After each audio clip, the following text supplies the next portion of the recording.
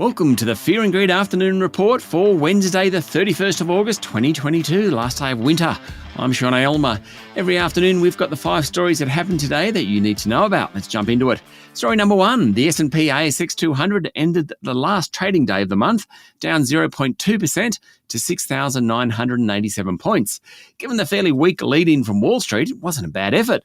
The energy sector got hammered as oil and gas prices fell back. Woodside dropped 4.5%. While Santos was off 1%. The materials companies also ended lower on the back of falling iron ore prices. BHP and Fortescue both lost nearly 3%, while Rio Tinto was down 1%. The banks were among the best performers, with National Australia Bank up 2%, Westpac up 1.5%, and Commonwealth Bank, ANZ and Macquarie all rising around 1%. Story number 2, retailer Harvey Norman said people are still spending money despite higher interest rates and the rising cost of living. The group said sales over the past couple of months were solid compared to a year earlier, all COVID things considered. Net profit for the full 2022 financial year was down nearly 4%, thanks to COVID restrictions in the second half of last year. The low unemployment rate and savings buffer built up during the pandemic, however, is helping the retailer now. It's a fairly vanilla result, so I went looking for something I didn't know. And here it is. Harvey Norman has 544 Australian franchisees. It has 109 company-owned stores across New Zealand, Slovenia, Croatia, Singapore, Malaysia, Ireland, and Northern Ireland, which generate about 25% of pre-tax profit, and it has a big property portfolio. There you go. Story number 3, plenty of other profits around today. Toll road group Atlas Arteria confirmed that Suter IFM Investors wants to nominate a director on its board after announcing a trebling of net profit. IFM owns about 19% of the group and has indicated it may make a takeover bid. Atlas Arteria's share price finished up a touch today.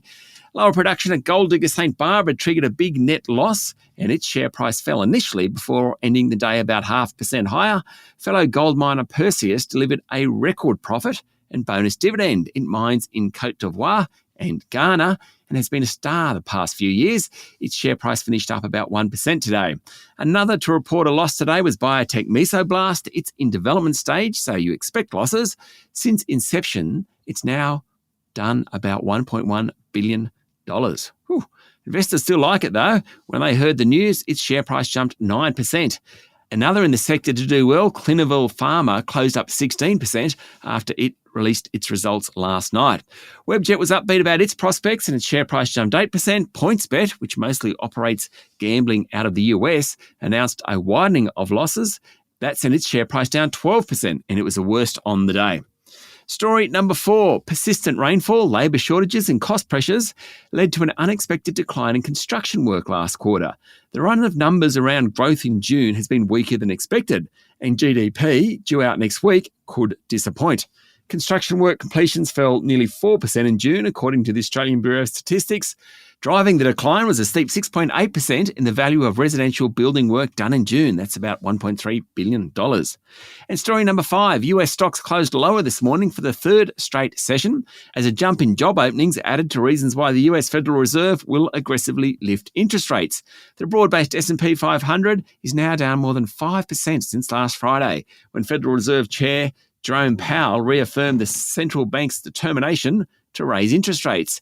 And before we leave the US, a House of Representatives Oversight Subcommittee has asked regulators and industry leaders what they're doing to stop cryptocurrency fraud and other scams. Just another step towards the regulation of digital units.